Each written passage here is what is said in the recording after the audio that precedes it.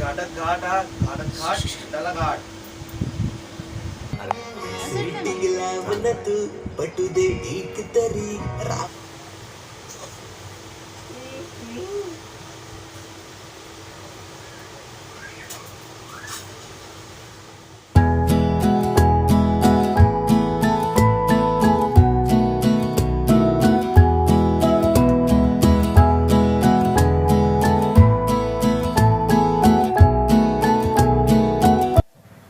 श्री स्वामी समर्थ. कसे आहात तुम्ही सर्वजण?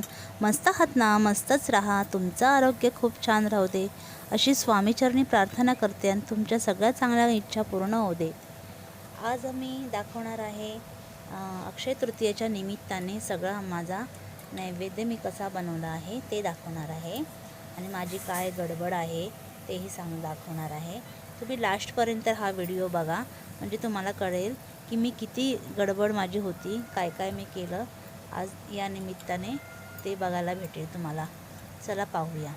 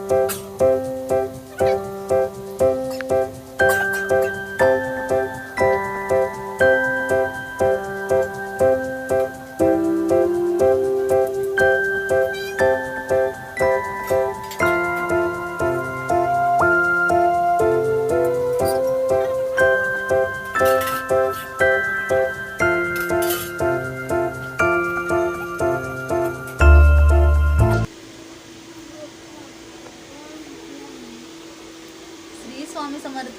कसे आहात तुम्ही सर्वजण? मस्त आहात ना? मस्तच राहा. तुमचं आरोग्य खूप छान राहू दे अशी स्वामीचरणी प्रार्थना करते.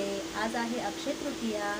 अक्षय तृतीयेची तुम्हाला खूप खूप शुभेच्छा आणि तुमचं आरोग्य खूप छान राहू दे, तुमची सगळे मनोकामना पूर्ण होऊ दे अशी स्वामीचरणी प्रार्थना करते.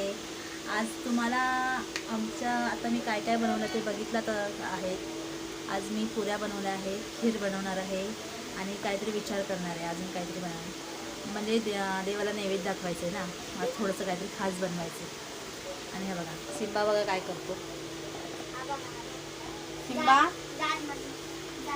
सकाळची वेळ आहे, अजून पाणी बिणी भरलेलं आहे. आता ती तयारी करायचीच आहे आमची अजून.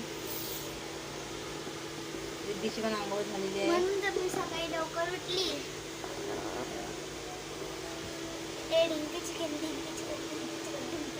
चल सोड त्याला सोड. चला बाकीची कामं नंतर करूया. आता चहा प्यायला घेते मी, नाश्ता करते. तुम्ही पण या नाश्ता करायला.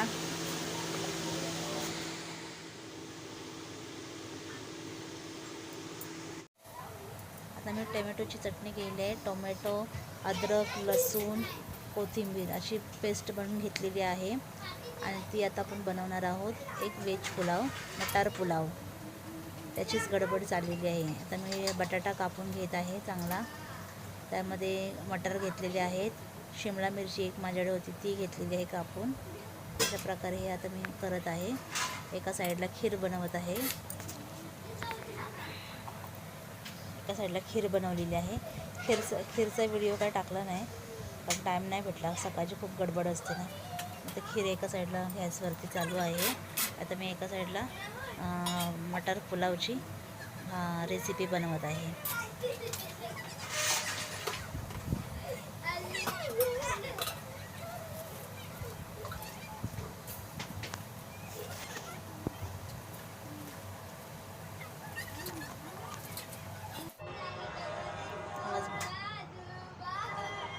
त्यामध्ये मी आता कुकर ठेवलेला आहे गॅसवर. आता मी त्यामध्ये फोडणी घालणार आहे. कोथिंबीर, अद्रक, लसूण, टोमॅटो ह्याची पेस्ट बनवून घेतलेली आहे, मिक्सरला वाटून घेतलेली आहे. एका साईडला घेतलेला आहे बटाटा, शिमला मिरची आणि मटार असं मी पाण्यामध्ये भिजत घालून ठेवलेलं आहे, म्हणजे चांगलं साफ होतं ते. आणि एका साईडला मी तांदूळ भिजवून ठेवले आणि चांगले धुवून वगैरे घेतलेले आहेत. आता मी कुकर ठेवलेला आहे गॅसवरती तापायला. आता मी त्यात थोडंसं तेल घालणार आहे आणि तेल घालणार आहे.